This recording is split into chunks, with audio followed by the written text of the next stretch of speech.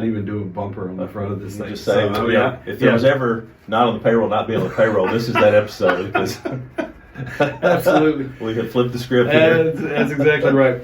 Ladies and gentlemen, you have been listening to us here for a few minutes, but you are listening to Not on the Payroll right here at NotOnThePayroll.com. You can check us out at Facebook, check us out at YouTube, check us out at Rumble, also over on Twitter. Got an interesting situation has occurred.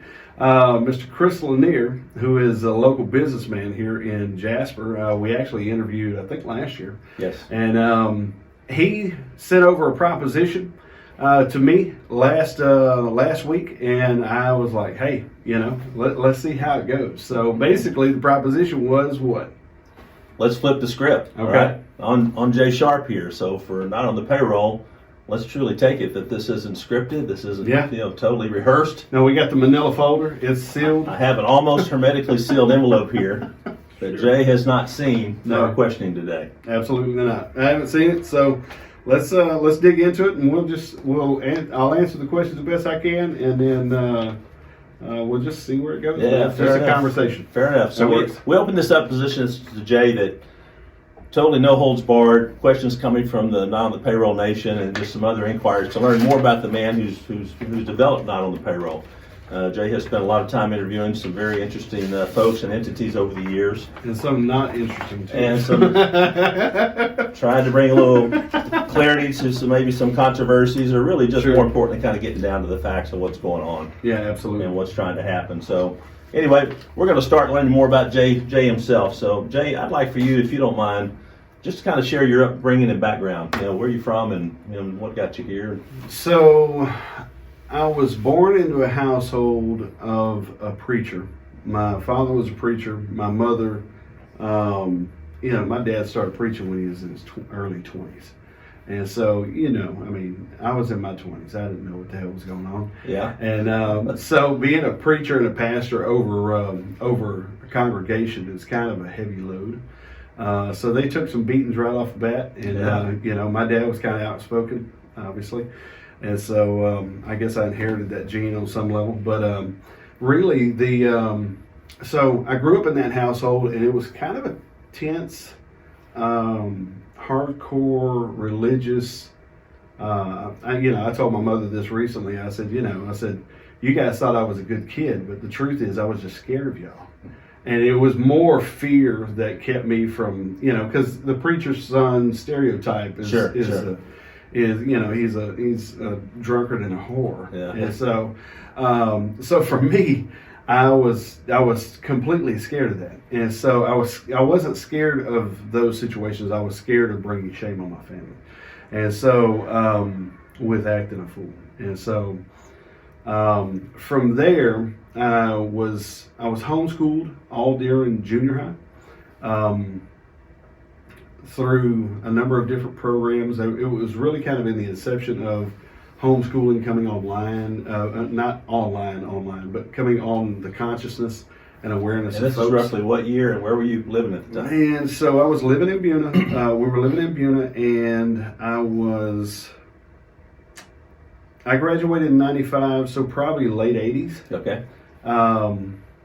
Late 80s, early 90s. And so I went, my parents decided that they would go ahead and put me in high school so I could enjoy sports. Mm-hmm. The problem was I had a love for a sport that I sucked at. Okay. And so, I had a love affair for a long time, thinking that I was going to be this NBA prospect. Oh, okay. Gotcha. And so all of the football coaches and stuff were like, what the hell are you doing? Look at you. Yeah. Yeah. So I like guys like Dennis Rodman and Bill Lambier and kind of the scrappy guys, right? Sure. And so it fell my duty a lot of times. The coach would call me in because I'd have 5 fresh fouls. Mm-hmm. So I'd be like, they'd say, hey, listen, man, number 16's wearing us out. Yeah. Okay. Basically, the hitman coming off the bench. Yeah. So I kind of enjoyed that, And I think I looking back, I wish somebody would have pulled me aside and said, "Hey, man, listen. The NBA is probably not going to be your thing because you have a 1-inch vertical, and you don't like to run. Yeah. And so I think a little bit of wisdom early on would have helped me. But really what happened, man, for me along the way, came out of high school, graduated in 95, like I say, in the lower third of my class.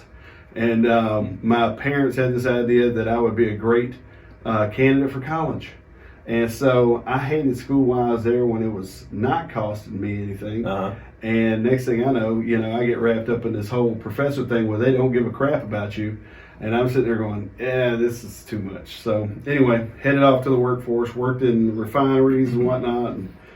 And I had an uncle of mine who was kind of mentoring me at the time. He said, he pulls me aside, he goes, listen, man, can I just be honest with you? I'm like, please.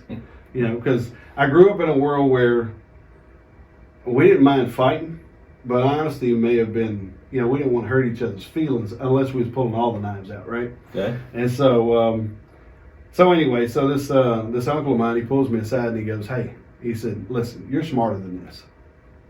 So you're going to look up in 25, 30 years and you're going to be me. He said, go find something else to do. He said, you can do this work.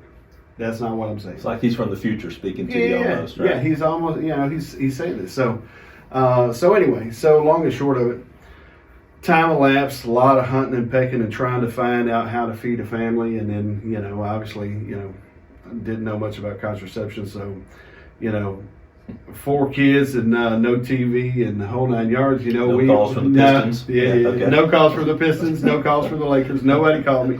Matter of fact, nobody called me. Nobody. I could do good. I could do good in street ball, but I couldn't do good otherwise. So, but anyway. So having said that, kind of time elapsed. Got into a number of different types of businesses. Started out, it kind of moved toward telecom type of stuff, just because it was an option. Of a friend of mine owned a company, and he knew I wasn't a complete idiot, so he brought me in and he kind of showed me the ropes, showed me some sales, sales stuff. So kind of worked on that for a number of years. We moved around. We're just trying to find our place, man. As a kid, man, you just don't know. We got married in '99, so just trying to look around and try to figure out what my fit was, because I don't know if this is an arrogant statement, but it was almost like, in a way, I didn't see myself like the people I was surrounded with, if that makes sense. And so, I saw myself in a way where I felt like I could achieve something, you know what I'm saying? And I felt like a lot of the people around me was kind of burnt out in a lot of ways. And so we were trying to move around and find, anyway, so fast forward to just a few years ago. I've been working in the oil field since 2003. I went to work with KJS and was with KJS for a couple of years off and on. Worked over at their station over in Woodville that they had, that they sold. And so I went on with the new ownership and whatnot, but was able to come back. And I always loved the whole KJS dynamic of. I'll say this. Let me clarify. I love being kind of the thumb on the heartbeat of what was going on. I thought that was awesome. That was cool. Sometimes you would get wore out because it was just beating so hard. And so for me, I just liked the energy of everything. You know what I'm saying? I liked how, man, it's time to go. And of course, if you work with Mike Lout, the journalistic school of Mike Lout is an interesting trip to take. It's a good trip because and when I say that, Mike said it himself to me a couple of times. He's like, listen, if I screw up out here, he said, we're going to be the ones to write the story.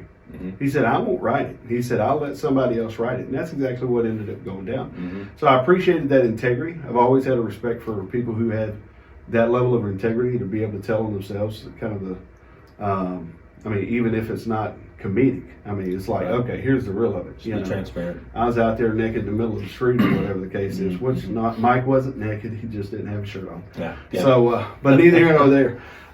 Watching all that, just the energy of all that, I loved it. And but I couldn't feed a family off of that money. You know what I'm saying? And so I was just kind of at a crossroads where I'm sitting here going, okay, I'm doing the thing I love to do, because I love doing the production. I love doing video editing. I love doing audio editing. I love the creativeness. It was the first place I'd ever been where there was a creative element for me to kind of sprout a little bit. You know what I'm saying? Yeah. And so, anyway, so in 2013, November 2013, I'm sitting in a doctor's office. I don't even know who I was with. I took somebody to the doctor's office, and I'm sitting there and I'm looking at a Texas Monthly, and I see this Texas Monthly, and I pick it up, and on the front it says two industries that are fail-proof over the next decade. And I'm like, okay, what are those? So I flipped through there. Mm-hmm. Well, one of them was technology, one of them was oil and gas. Okay, makes sense. I just said a quiet prayer. I said, Lord, if you could get me an oil and gas, I sure would appreciate it. Mm-hmm. Mm-hmm. And I set it down. Mm-hmm. And I didn't think about it again. Okay? So that was November. December rolls around. A long lost cousin, we connect again on Facebook. I didn't know what he was doing. I didn't know if he was in jail. I didn't know, if he was overseas. I didn't know what he was doing. Well, come to find out, he's in oil and gas. He calls me up. It's December 1st. Calls me up and he says, hey, we're just chatting back and forth, and I said, I was just jacking with him at the end of the conversation as I'm rounding out the conversation. I That's so not you. Yeah. Well, I said, hey man, I said, if you could find a spot for your old cousin, just let me know. Yeah. And he gets silent on the other end, and he goes, "Are you serious?" I said, "It depends on what the money looks like." And he said, "Well, how much you currently getting paid?" And I said, "Per month." I told him. He said, "Well, how about we pay you that per week, and you be here on Monday?" I was like, I can't roll out on Mike like that. You know what I'm saying? Yeah. I mean, but here's the deal: if y'all can push that to next Monday, we might work a deal out. Yeah. So I had to figure out how to feed 4 kids, right? And the Lord answered the prayer. So I was just walking through the first door that I could see, And so it's like go time though. Oh man, it was right off the bench. Yeah, it was almost like, in a way, and I've said this to a couple of people, that a lot of people war with the timing, what I feel like is the timing of the Lord in their life. Mm-hmm.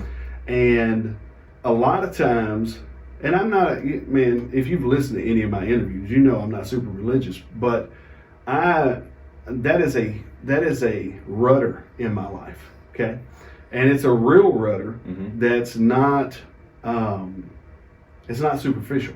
I know where that sits. You know what I'm saying? I know where my relationship with the Lord sits, right? Mm-hmm. I mean, I may be I may drink, smoke, and cuss and do all the things the churches tell you not to. Yeah. But at the same time, at the end of the day, the person you count on to be able to pray on your behalf and be able to walk in integrity with you, I could be that person. Yeah. So, or at least that's what I've tried. I've tried to have a religious conscience, if you will. Yeah. Because the thing is this, man. In a lot of ways, and this jumps off on the whole religious thing, but for me, I don't want a relationship with a God on Sunday and Wednesday night. I need that relationship out here in real time. Sure. You know what I'm saying? Mm-hmm. In real time, where the bullshit's going down. Mm-hmm. You know what I'm saying? Mm-hmm. And so, to me, I'm sitting here looking at this thing, and I'm like, okay, the Lord answered this prayer. I'm stepping out here, But I think what happens a lot of times is when you really come into this sense where you're just open to see what the Lord's going to do, or the universe, however you want to position it, right?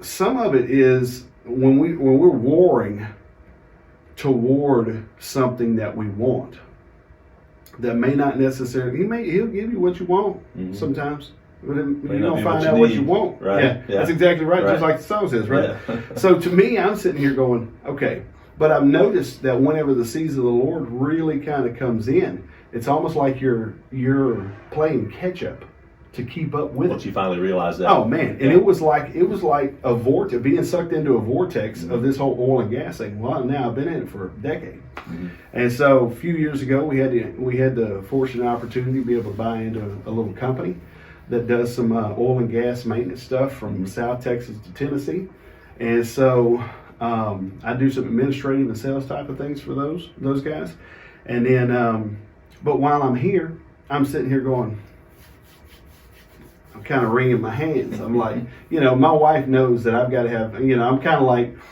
I used to curse this experience, but Okay. I'd walk into Lowe's and I grab a Lowe's or go to Walmart. It's more Walmart than it is Lowe's. Lowe's has got some good buggies, but I'd go grab a buggy at Walmart and I'd start driving, and I'd always get the jacked up one.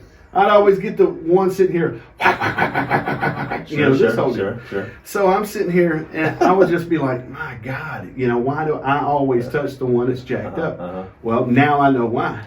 Because what I would see is I would be driving along, you drop some milk in, it'll start leveling it out on you. Yeah, you got to put some weight on that thing. True. In order, and that's how my mind is. And so I have to have a few things going at once. That's one of the reasons, somebody's like, man, what do you not do? And I'm like, bro, I'm just trying to keep my mind sane. You know what I'm saying? Yeah, trying to keep that wheel from wobbling. Yeah, trying to keep, we don't want that, we don't want that thing getting too crazy, And so anyway, so as we come here, we move back, we transition back to this area after kind of chasing the oil and gas thing for a while. And so we was here for a couple of years, and I told my wife, I'm like, what this is, what's happening. I'm kind of getting this itch, and she goes, oh gosh, because the last time when I was at KJS, that's where we started Not on the Payroll, and so Not on the Payroll back then was a decade ago, maybe a little over a decade now, and I was stupid.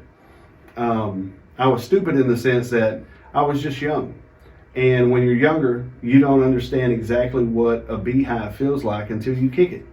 And so for me, with that first iteration of Not on the Payroll, man, I was game to kick any, because to me, I've always kind of had this, fight for the person who doesn't have the voice. I've always had a little bit of this activist, anarchist type of, hey, by God, if there's a cause, here's what's crazy. Whenever I was over, I talked to Mike a long time about starting up a Not on the Payroll type of deal over in Woodville. Okay. Well, he's like, I'll let you talk on the air over there.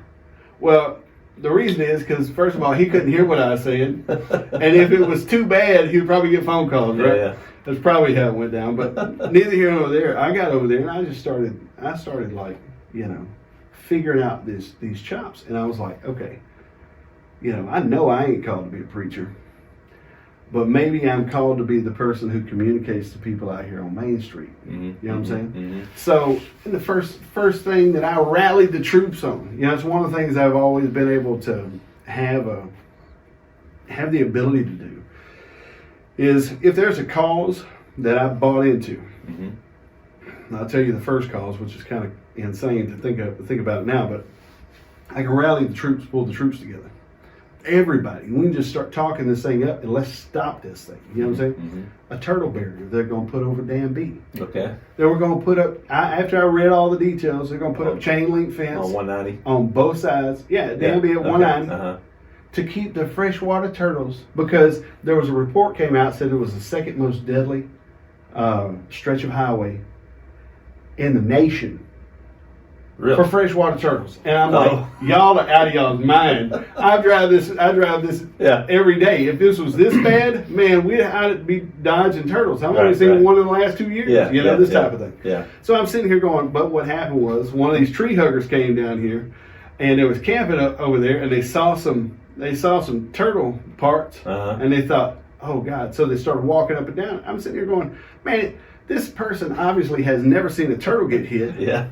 And stay on the road because that thing is not staying all in one place. Yeah, right. So I started doing the interviews and all this stuff, and the old Senator Nichols.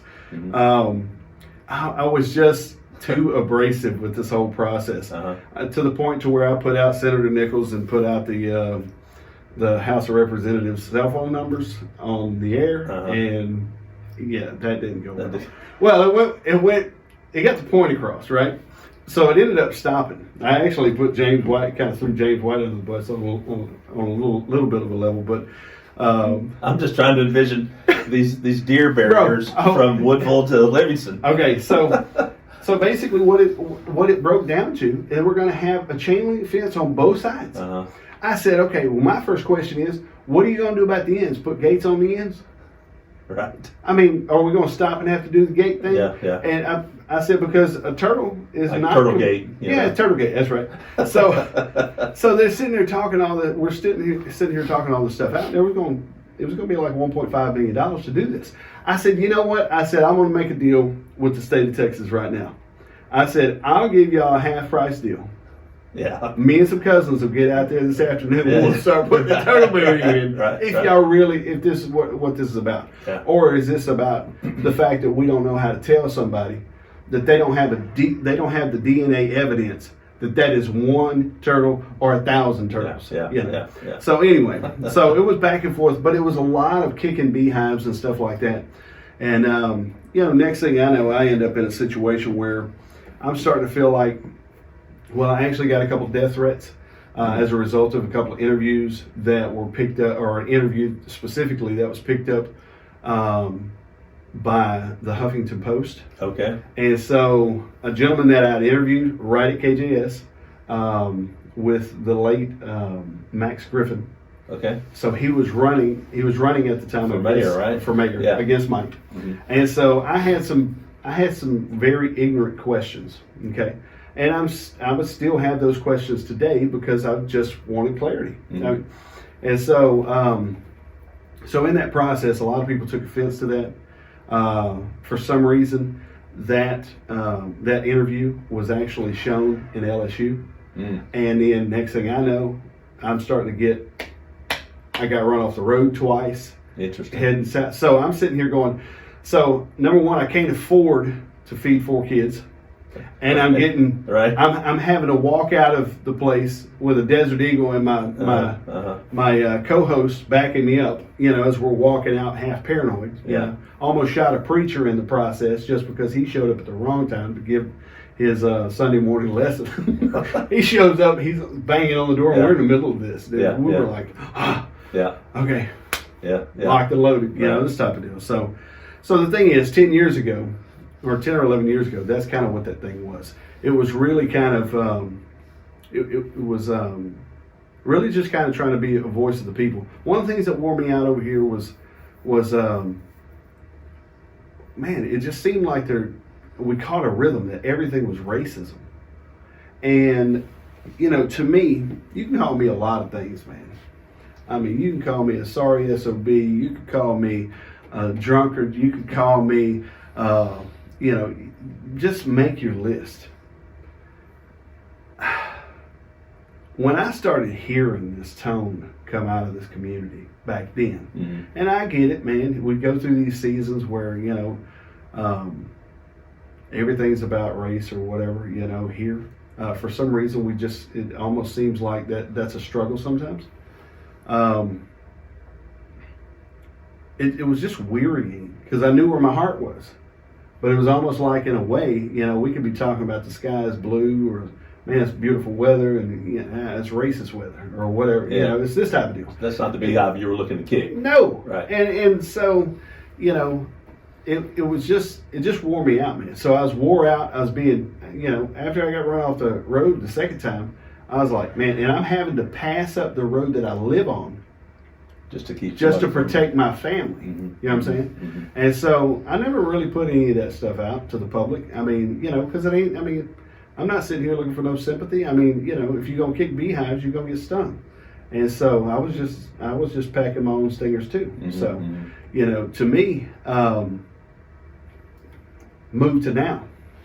So I'm sitting here and I'm going, okay, what is this thing gonna look like? Mm-hmm. Because if I throw my hat back in the ring on this deal, because there's a lot of scrutiny that goes with this type of a situation, and all I'm really doing is, or all I wanted to do, is open up the floor and just see what would happen. Well, last year we started this thing in January, and we get to a point around June where I had a come to Jesus meeting one Sunday. Mm-hmm. Okay. And if anybody's followed if anybody's followed what I'm doing, they know exactly what I'm talking about. But I had this come to Jesus meeting where I had a clear revelation And a few days later, I was in KJS and I was writing out the check for the next month's shows.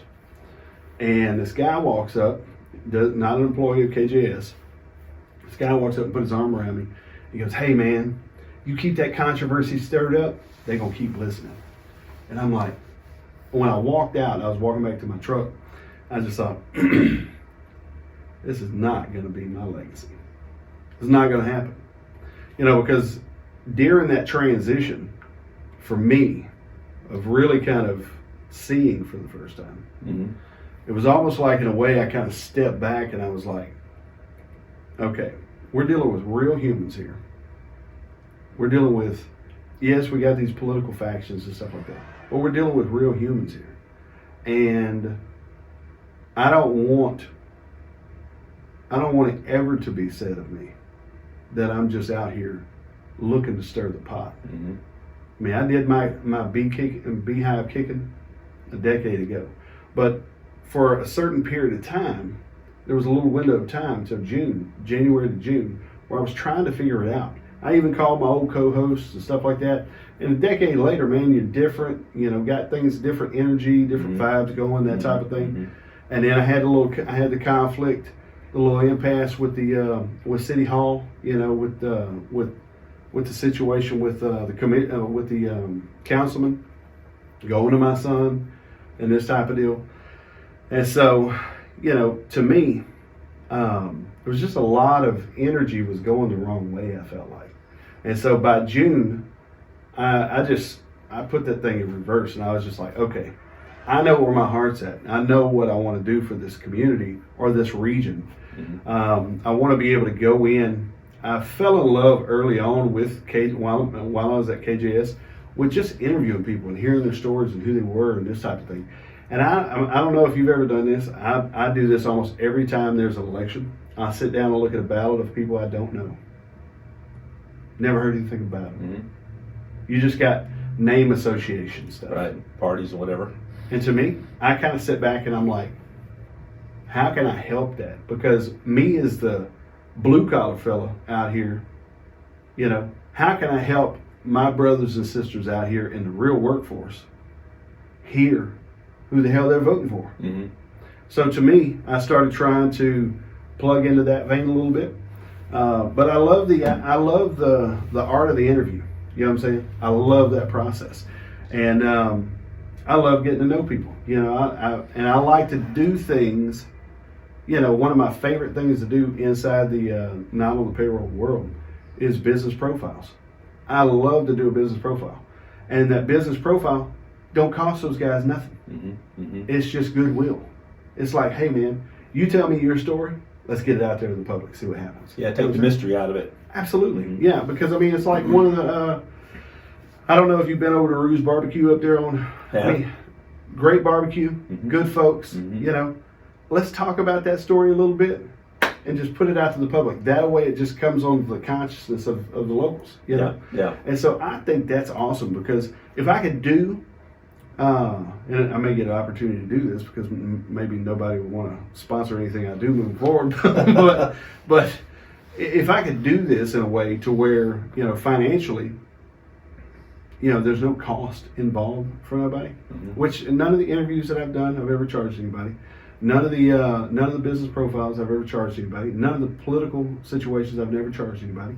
And really, my heart has been, if I run into some businesses that have a heart to support what I'm doing, then hallelujah, man. Sure. That helps with a little bit of gas money, and sometimes we can upgrade a phone holder or whatever. There you go. This type of deal. Right. So that's a long answer. Well, you've literally gone, without seeing my what I prepared for you today, you've literally gone almost right down the list and segued into a lot of that. So I'm going to back up on a couple things. Yeah, absolutely. As far as the, Jay Sharp, the man, a couple things you'd already touched on in your kind of preacher upbringing, as I made my note here. But I put also on here hobbies. What do you have for hobbies? What do you like to do? So hobbies normally, for me, I like helping people. So sometimes I get into situations where normally my stuff revolves around work. So I don't necessarily know if I have a hobby. I used to have some hobbies, and I was broke then. And now I don't have hobbies, and I work a lot. And so, you know, like passion has taken over. Yeah. And so, and the thing is, to me, you know, I really like what's going on in the internet space. I love what's going on with websites and stuff like that. I love helping folks with that. I love to go in and do business consulting type stuff for folks who are kind of struggling to try to figure out what the next level is. Gotcha. So I would say as a hobby, you know, I mean, there's a monetary element to that. But I would say right now, that would be my hobby outside of, you know, the occasional bourbon. Yeah, so. Gotcha. All right, then how about just as far as, you know, that upbringing that you had, what would you say either was like a memorable Christmas or a birthday present you received one time that just kind of had an impact on you at a younger age? Oh, man, okay, so, so both sides of my family. So my father's parents were Depression era folks, okay?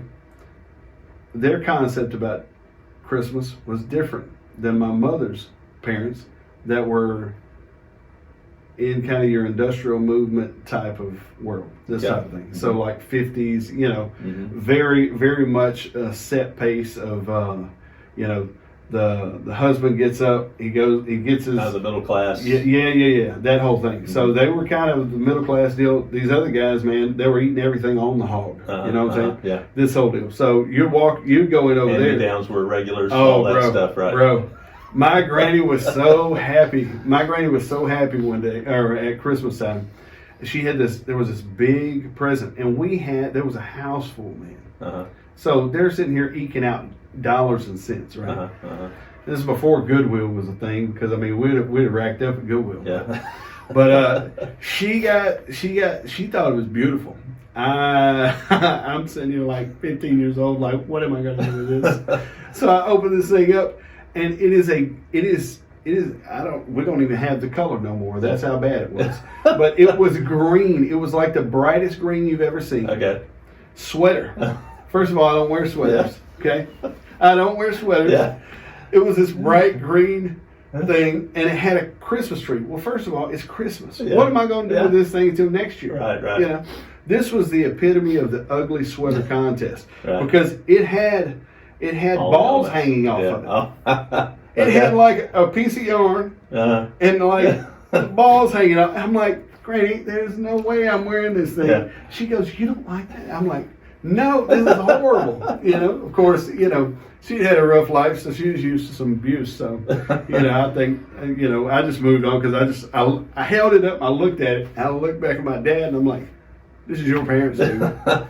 This is your parents, you know. So, but it was, I think that was cool because, you know, it was just, it's kind of like those moments when. It's kind of like those moments when you're trying to relay an appreciation and it just falls flat. I think that's happened to me a number of times, but you know, my granny showed me that right off the bat. She was just like, "Yeah, this is going to be." And yet, in retrospect, you know, it obviously wasn't a gag gift or anything like that, so that you knew that it was sincere. Yeah, there was a sincerity to it. Put some effort into it just for you. There was sincerity. Yeah, I mean, there was sincerity and all that, but dude, that was an ugly sweater. That was an ugly sweater. Oh, that's a good one. All right, so you touched on Not on the Payroll. Some of the things I had talked about or was going to ask you about, you've already hit on, like kind of what has evolved since the early broadcast, and you know, I guess two other couple things here. I mean, how did you come up with the idea for the format to begin with? So the format kind of evolved from just one person ranting on the air over in Woodville at an AM station. Okay. That AM station only got out about a mile. Yeah. So there wasn't a whole lot of damage I could do. I think that's one of the reasons Mike let me talk on the air. But, you know, there's not a lot of damage you can do with 1 mile, you know, and especially on AM, right? Gotcha, yeah. So the format went to, me and a co-host. Kerry Thomas was my government teacher in high school. And he was the first person who actually taught, he was the first person who handled me or any of my classmates, I wouldn't say on a peer level, but on a respected level.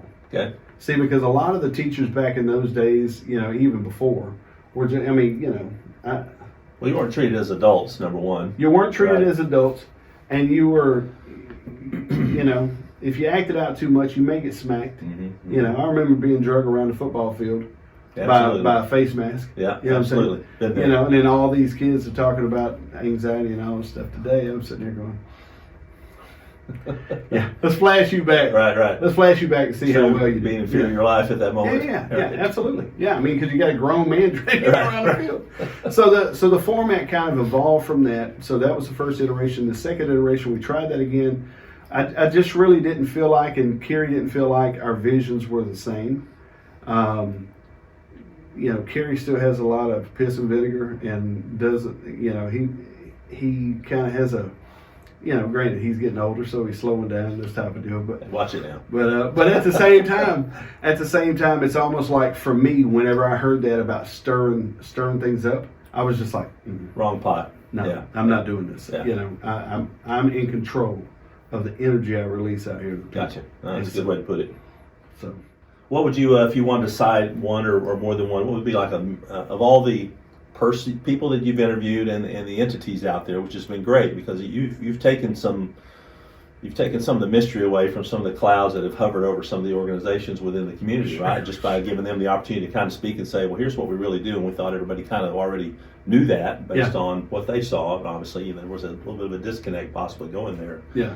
But for you, what was like a memorable interview or a takeaway from one of those that kind of stands out?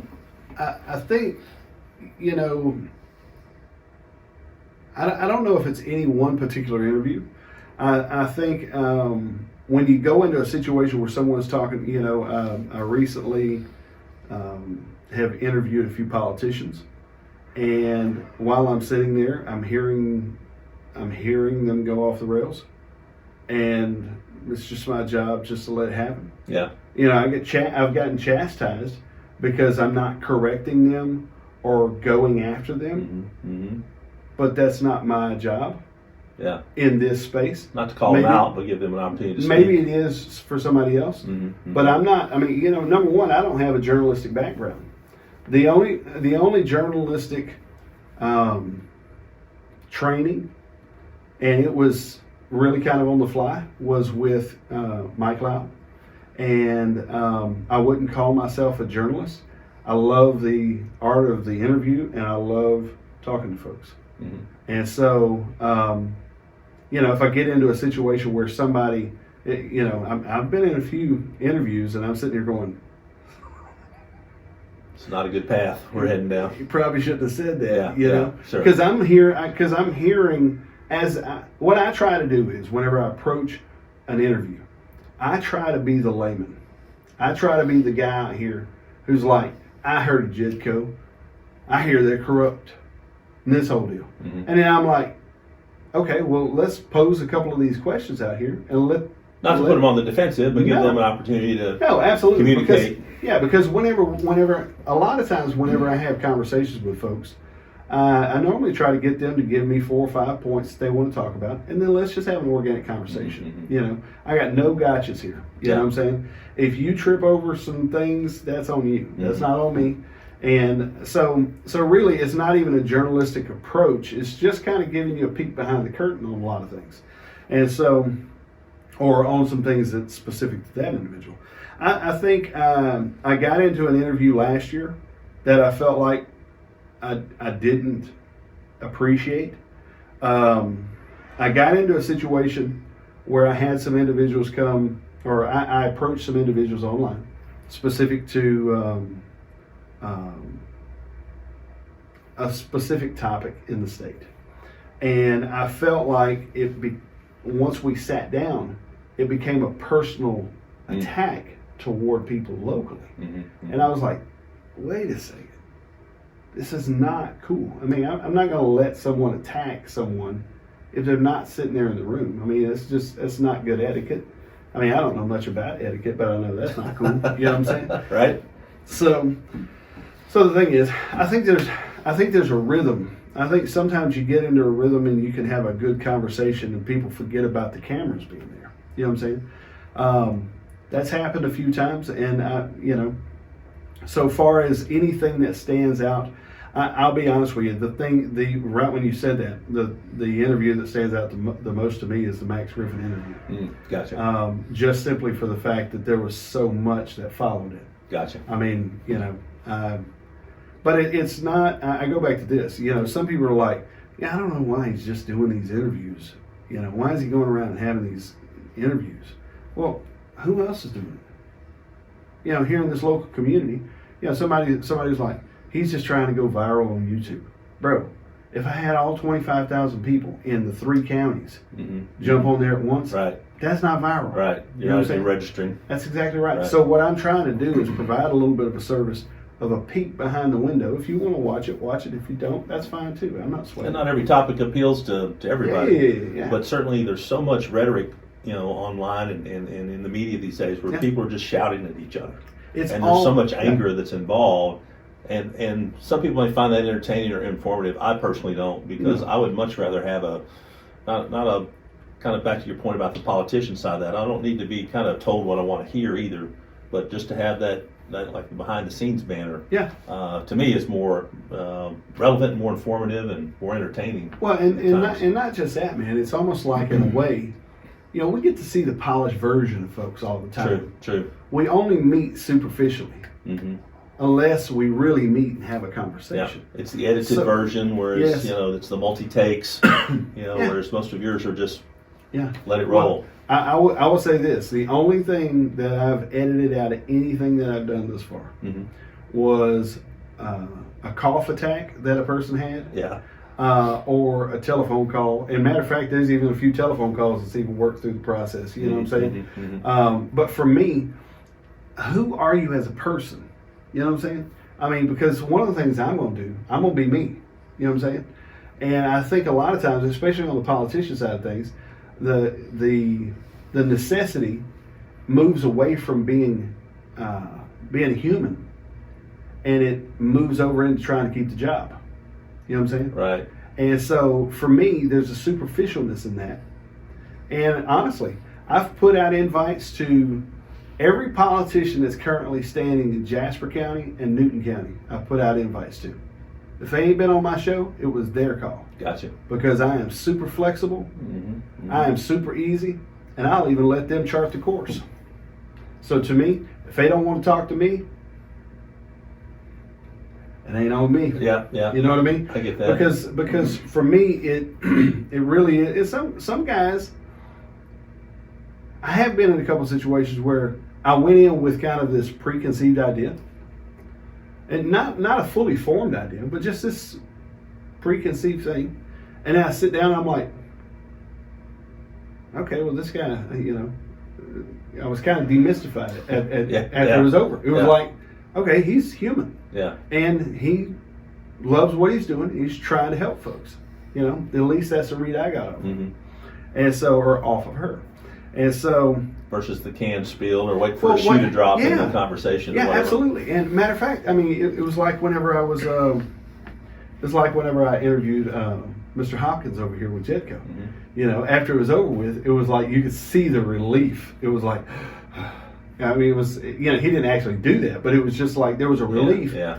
And I get it because I came here with a certain reputation. And this new thing that's developed of just me going in and listening and let's talk and let's give you a long form format for you to communicate about whatever it is you want to communicate about. It kind of throws people off, but it was like in a way there was this sense of relief and almost like a gratitude for being able to communicate. I think that's human nature too, Jay. If somebody's going to say, can I pose you some questions? There's going to be a natural kind of defense. The wall's going to come up to about right here. Sure. Where they kind of peek over, but if they need to do this and determine what the answer is going to be. And so once they learn that it's not an inquisition, that you're not getting down to that last question where you go, kind of Jerry Springer. Yeah. You are the father. Yeah, you are the father. That's exactly right. When that doesn't transpire and you get through a few of those kind of interviews and episodes, I agree. I think the format takes on a much better honesty or transparency to it. Yeah, I think it's better. I think there's an issue with integrity when that's your aim in a conversation. Agreed. And to me, that's just a person not wanting to be honest.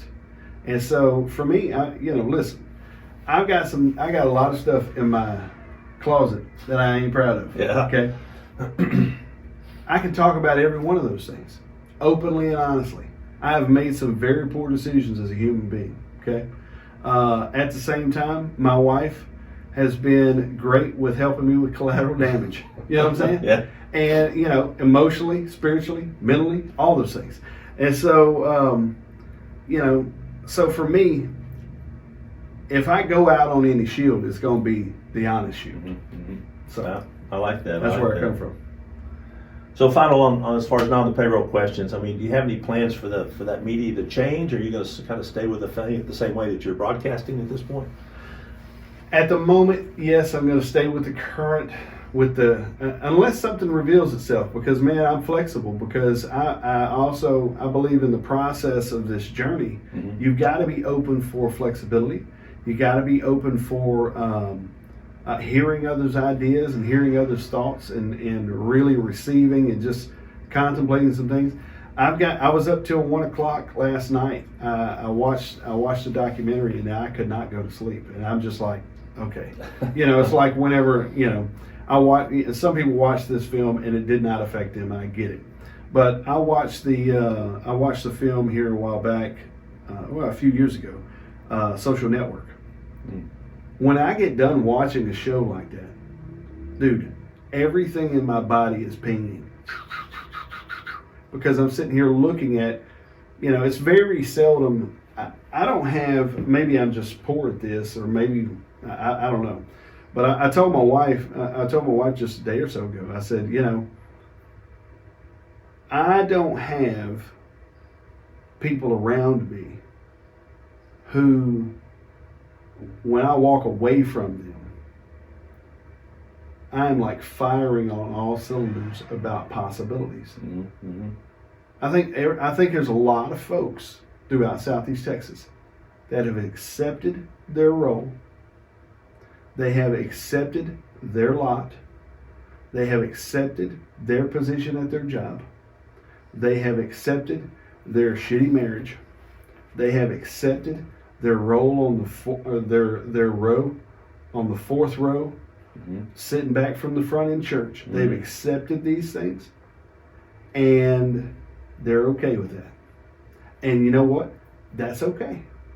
That's fine. Yeah, it's their choice. But that right there does not appeal to me in the least. And one of the things I've tried to do is try to link up with folks around the area who have who don't see. There's whenever I say this, the area, there's a very clear line. I think it's a spiritual line, but there's a very clear line south of Lufkin and just north of Beaumont. Okay. That is encapsulated in almost like a we're proud to be poor mentality. Okay. And so for me, my daddy grew up on the riverbank of the Nature's River, catching fish. When he married my mother, they wouldn't eat catfish for 5 or 10 years after that. You know what I'm saying? Because he had all the catfish he wanted. Yeah. You know what I'm saying? So, but and he always made the joke that he married my mama because he thought they was rich because they lived in a brick house. I mean, you got to have standards, right? Sure. So to me, it's almost like in a way, whenever I encounter like this documentary last night, I watched this documentary and I'm like, okay, all right, I gotta decompress here and process through this because it is like taking me to a whole different perspective. So being open about change, I am. I do have some things that I'm working on right now. I recently started Newton County Daily News, or actually it's just NewtonCountyDaily.com. Their newspaper went out of business, and whenever Channel 6 pops the story that Newton County or the city of Newton is going to defund the police, Well, it automatically takes on this liberal element to it. Okay. They're going to defund the police up there in Newton County, or city of Newton. And I'm like, I was talking around with a number of guys or a number of leaders over there, and they're like, this is not happening. Okay, this is not happening. So my thought process was, there needs to be a news source here, and so I've taken the baby steps to try to get that thing going. It looks like it's going to be healthy. But yeah, I got some tricks up my sleeve. All right. So that's great. I'm game. All right. Yeah. Well, excellent. All right, so let's get into the deep dive element of why we're here today, Jim. Okay. All right. So here's some really hard questions from the not on the payroll nation here. So I'm going to call this session or. So I'm going to question this or that, and you just give your straight up answer to it. Don't have to clarify it if you don't feel like you want to. Okay. Eagles, Wildcat, or Bulldog? I knew the first one would be one of the tougher ones. None of the above. Okay, all right, man. I'm a cougar. Well, there you go. See? Shout out to Buna there. All my Buna folks. All right.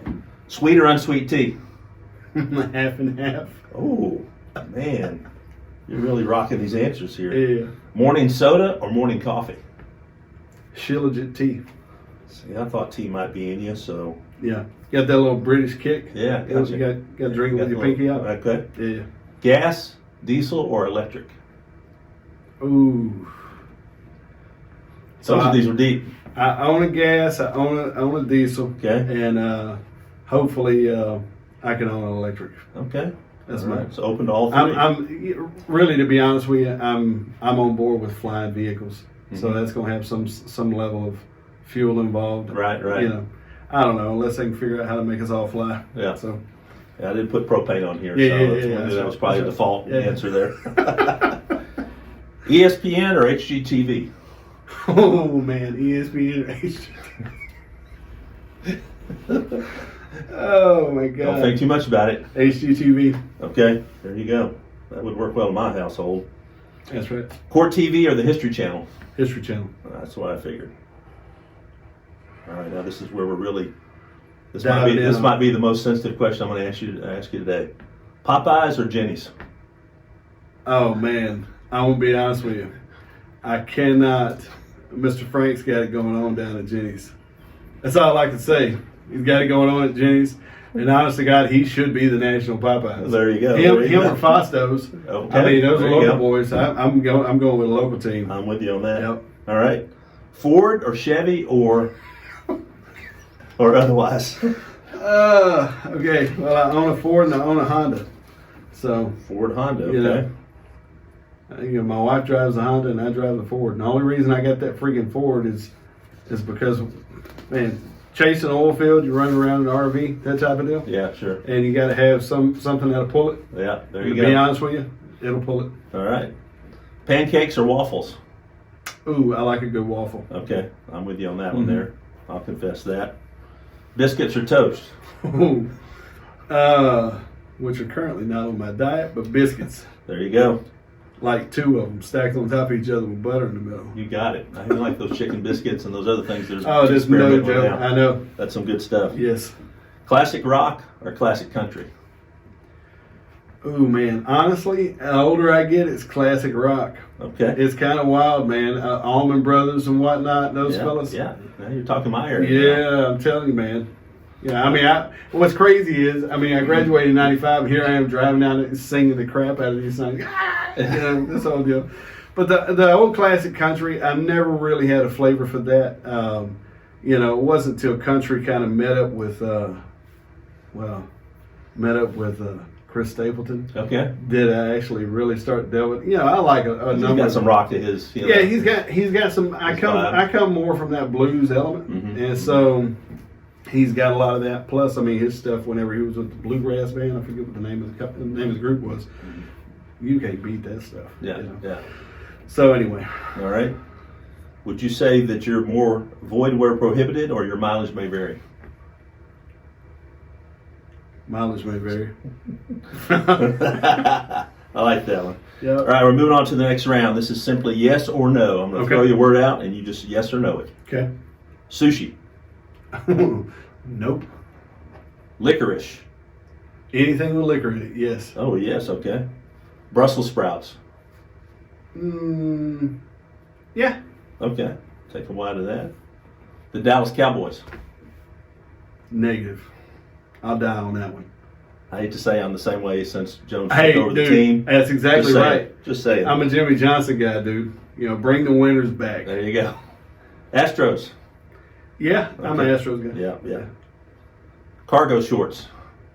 Man, I swear to God, I saw a picture of me in cargo shorts the other day, and I was like, I immediately went to my drawer and I was looking through. I was like, Still I have- got to get them suckers out of here because some things don't age well. You know what I'm saying? But they are functional. I mean, come on. They are super functional, but here's the deal. I'm working on myself right now not to look like, my father. Okay. And all the men of his generation that Uh-huh. look like the chest just dropped down in their drawers. Uh-huh. And they start walking around with flip-flops and socks on. Yeah. And cargo But shorts. you haven't moved to like the fishing overalls yet or anything. Not the fishing overalls. And I'm also, my wife went and bought me some shirts the other day, Uh-huh. like some work shirts. Okay. And they're these just regular Hanes work shirts with a pocket. And I'm Uh-huh. like, because I know what happens. You're like, okay, I can fit a little bit more in there. Yeah, And sure, next sure. thing you know, it looks like you have a growth. Yeah, So, All right, so I'm going to put you down for a definite no. definite no Okay. on cargo shorts. Versus a maybe. That's right. All right. Crocs. As in I've shoes. never worn them. Nor have I. I've never worn them. And honest to God, I think if there's two shoes on the planet that need to redesign their deal, Mhm. it's Crocs and Yeezys. Okay. And All so right. I'm with you on that one. I don't want to look like I'm some sort of cartoon figure. Yeah, I understand. Well, I always say if you need to hustle, if you need to jump off that bench, get in the game, Crocs are not going to be the Yeah, way to do it. no. And so, just to be a little more, at least gender neutral on some of this, the last one I had for you. Wait. You said gender neutral? Well, I just mean as far as being including other genders in the Okay, questionnaire. okay. Here. My last question on yes or no, Okay. fan or not, eyelash extensions. I hate them. Matter of fact, just a little piece on that. Mhm. I think it is horrible. I think it is horrible. And then this kind of takes a serious turn. Okay. I think it is horrible what social media has done to our ladies, because it has basically exacerbated insecurities that they could otherwise deal with. Mhm. And I think it's done this in men too, because I see some guys, it's just the nature of the beast right now. I mean, I see a guy here the other day, he's standing there and he's like, and this is on his TikTok, Okay. he's standing there with his beer and he's like talking to a buddy over here. And quite honestly, there's probably nobody over there. Okay, yeah. And he turns, he like laughs, he looks at the camera and points at the camera and then walks out of frame. Okay. And I'm sitting here going, what the hell are we doing? What are we doing? What are we doing? Yeah. And then I hear these women get on TikTok doing everything they can to pretty themselves up. Mhm. And then they start talking like some ghetto trash. And I'm like, what is happening to America, people? What is going on? You know what I'm saying? So, I don't know. It baffles me, but all of that boils right down to the eyelash Yeah. extensions and all that stuff. It's horrible. I mean, maybe it's Maybelline that's sponsoring the whole social internet, TikTok, Snap this or that or whatever. Who Man, knows? yeah, you never know, man. All right. You never know what kind of major industry is behind all that. And our last category, I call this the bonus bracket buster. Okay. So I'm going to give you two things. You're going to tell me which one you like. We're going to do this like a playoff format. Okay. All right, here we go. Captain Crunch or Count Chocula? Oh, Captain Crunch. Okay. Lucky Charms or Cinnamon Toast Crunch? Cinnamon Toast Crunch. Oh man, that came along a little after, and I like that as well. Honey Nut Cheerios or Frosted Flakes? I had to go Frosted Flakes on that. Ooh, that's a classic. Mm-hmm. Rice Krispies or Raisin Bran? Raisin Bran. Yeah. All right. And so out of the bracket that we have so far, we've got now down to Captain Crunch versus Cinnamon Toast Crunch. Cinnamon Toast Crunch. Cinnamon's still in. And for the semifinals, Frosted Flakes or Raisin Bran? Man, I like a good Raisin Bran. Now, don't go get that freaking crap they got down there called Bran. Yeah. You ever ate that mess? Might have a different Yeah. after effect to it as well. Horrible. Yeah, it's bad going in. and coming out. So it's a bad deal. All right, so we got down to the finals then. So we got Cinnamon Toast Crunch versus versus Raisin Bran. Cinnamon Toast Crunch versus Raisin Bran.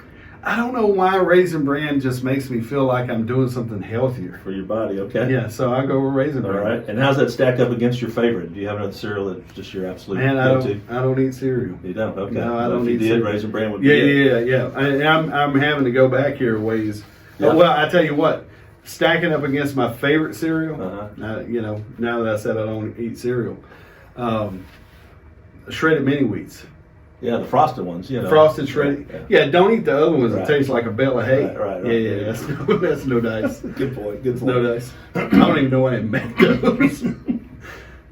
All right, so for final thoughts, back to Yeah. the Jerry Springer thing almost. Mm-hmm. Without any judgment towards any of the current incumbents Okay. or past position holders, kind of WWJD. You know Okay. what that stood for Yeah, growing up. But that's we're going right. to say, what would Jay do Okay. if you were the mayor of Jasper? What would be like your one thing that you would really want to try to do? And you can lump Newton in there, Buna, whatever you like. Yeah. but- Just wherever. I think, to me, Jasper and Newton have very different ailing issues. And so I'll just approach it from Jasper and then from Newton. Okay. So from Jasper's standpoint, if I was mayor of Jasper, one of the first things that I would try to do is get some sort of online dialogue happening. Kind of like this. It's kind of a weird analogy, but it plays into the idea. It's kind of like this. It's kind of like people that you haven't seen in a decade. Subconsciously, our mind develops a narrative of why that is, or what's going on, or what happened. What they've done or haven't done during that time. Yeah. And Right. not just this. Did you piss them off last time, or did they piss you off, or what happened? All those narratives. So it grows over time like a mold. And so in leadership, in city leadership, or in any kind of leadership, one of the reasons why Obama did so well is because he communicated directly to the public. One of the reasons why Trump did so well, and I'm talking about running for those elections, he communicated directly with the public. And I feel like on the local level, the more communication, direct, in your face communication, to say, hey, listen, here's what we're doing, here's what's going on, here's what's happening, we'd love your feedback. It creates an open dialogue for everyone to try to figure this out, because the idea that 4 or 5 people can figure out what all is going on best for the community is completely ludicrous. And so really they're kind of figureheads in a way. And so my goal, if I was a mayor, would be to, especially if I was mayor here in Jasper, I'd go on some team building exercises. That's one of the things I do. I'd find a psychiatrist to come sit down with all of us, or a counselor, or a mediator, because I feel like this, whenever you have a quorum, that's when the thing starts getting kind of sketchy. Okay, but I think there's ways to try to develop those interpersonal relationships, because you got to remember, man, those people didn't run for those positions unless there's some sort of hidden cloak thing in the back where they've got some property they're trying to get, they're trying to get some property set up to actually capitalize on their position, which, it's going to be a lot of work to try to pull that over on the community. We're all still people. We're all still people who are trying to move forward with our own personal direction. And I think the more we can bring some cohesiveness to that, the better. And I think if there's one job for the mayor, it's being able to set a tone of strong leadership, being able to set a tone of communicating with his public. So that's what I would say over Jasper. Newton has an identity issue. They have an identity thing that they're working out right now. I would even venture to say Jasper has a little bit of an identity deal in another way. We're trying to live down something that happened back in 1997, and periodically we have blips on the radar of the same type of stuff going on. Over in Newton specifically, if I was mayor over there, I would really start talking. Scripture says, and I don't care what city you're in, Scripture says, write the vision down and make it plain, so he that's running can read it. Mm-hmm. Okay? And the problem is, a lot of these towns don't have a vision for themselves. They don't have any kind of vision. They don't have any kind of mission statement. Most of them don't even have a business plan. You know what I'm saying? So to me, we just found out here recently that the county of Newton doesn't even operate off of a purchase order system. They've got 4 commissioners, a budget of about $8 million, and there's no accountability in the process. So to me, I think, I was thinking about this on the way over here. The complexity between being a business owner and a politician. Okay, because I'm not a politician, but I was just thinking about the complexities there, about how it transfers. A lot of times a business owner can run and get a position, but it doesn't transfer into politics because business is about making profit. Politics is about personal agendas and personal positions and personal flags we're all going to fight for. That's what it's about. So if you could take the politician out of the mix and put a business owner, one thing you'll kind of walk away from, you'll go, okay, well this guy's kind of rigid. He's kind of hard. You know what I'm saying? Got a plan, got an agenda. Got a plan, got an agenda. Objective. We're making a profit. Mm-hmm. We're doing good. We're healthy. But he may not be nice. Mm-hmm. Mm-hmm. And honestly, the good business owners that I've known, you better be running. You better be running, because that's the pace they're running. And so a lot of times things get tied up into these personal minutia of whose last name is what and all this stuff. And so I would just say this: identity, vision. Make it abundantly clear. Make it clear and communicate with your people. That's what I do. So on a grander scale, very last one, kind of same thing. What would Jay do as President of the United States? Oh man. First of all, I'd never run for any office. I'm never running for any office.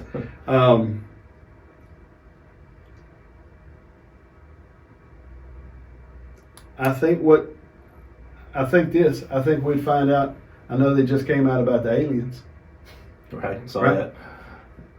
But what I would do as president, along with what I've already said about working on city level, right? I would have free tours of Roswell and Area 51. Mm-hmm. Okay. I would open up the JFK files. The truth is, I wouldn't get very far, because the CIA and the FBI and these different groups, as far as I'm concerned,